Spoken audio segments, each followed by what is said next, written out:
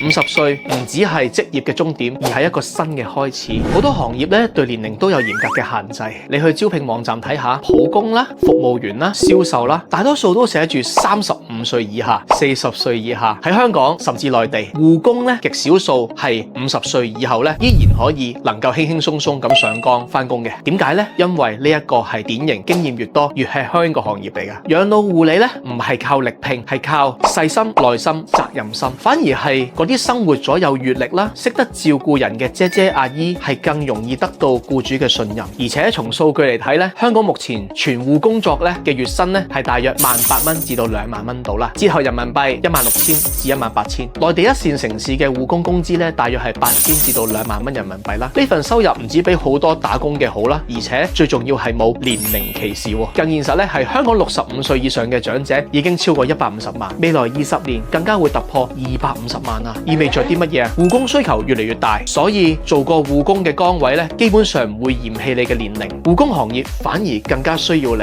50歲唔只係職業嘅終點，而係一個新嘅開始。對唔少普通嘅人嚟講，呢個可能係最後一次可以找緊嘅機會。小紅書